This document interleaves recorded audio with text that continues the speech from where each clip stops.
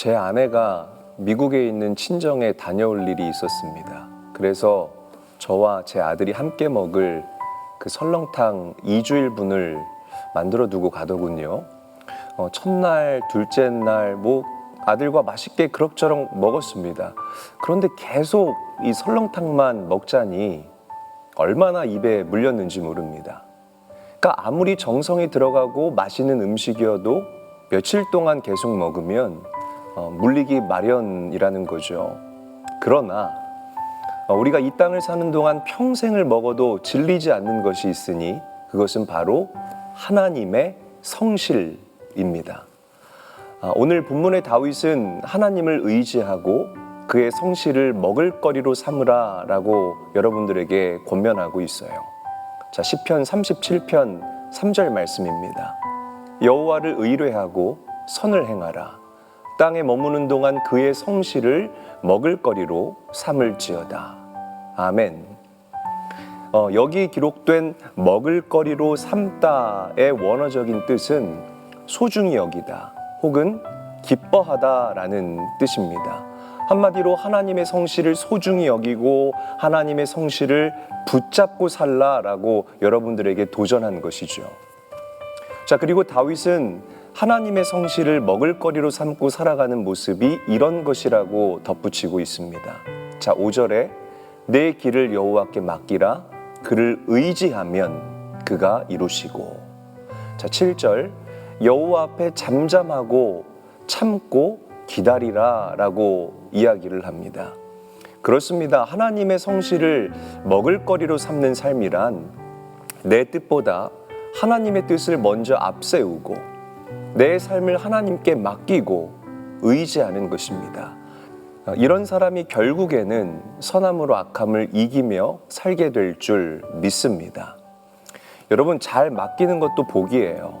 옛날 우리나라에 오신 선교사님께서 이 시골을 방문할 때 이 집차를 타고 다니셨는데 한 선교사님이 이 집차를 타고 가다가 웬 할머니가 무거운 보따리를 이고 가는 것을 보고 안쓰러운 마음이 들어서 태워드렸답니다. 할머니가 아주 고맙다고 인사를 하면서 차에 올라탔죠. 그런데 할머니가 보따리를 내려놓지 않고 여전히 머리에 이고 있더라는 것입니다. 그래서 선교사님이 이렇게 물어봤대요. 할머니, 보따리 내려놓으세요. 왜 힘들게 그 보따리를 머리에 이고 있어요? 이렇게 물어보셨겠죠. 그때 할머니가 이렇게 대답했다고 합니다. 아니, 무슨 말입니까? 내가 이렇게 차를 얻어 타고 가는 것도 죄송스러운데 어떻게 보따리까지 내려놓겠습니까? 라고 말씀하시면서 끝내 보따리를 머리에 이고 계셨다는 것입니다. 여러분, 이 할머니의 안타까운 모습이 바로 여러분들의 모습일 수 있습니다. 우리의 삶이 어려운 형편과 상황에 이리 치이고 저리 치이는 마치 무거운 보따리를 짊어지고 가는 버거운 모습일 수 있습니다.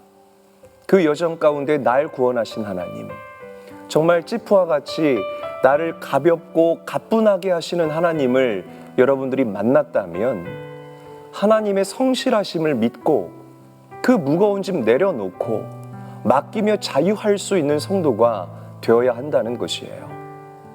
여러분, 잘 맡기는 것은 신앙의 출발이고 마침이 된다는 사실을 기억하셔야 합니다. 수영을 배우는 사람은 먼저 어떻게 하죠? 물에 자신을 맡기고, 배도 물에 맡겨야 뜰 수 있고, 연도 바람에 맡겨야 높이 날아갈 수 있는 법입니다.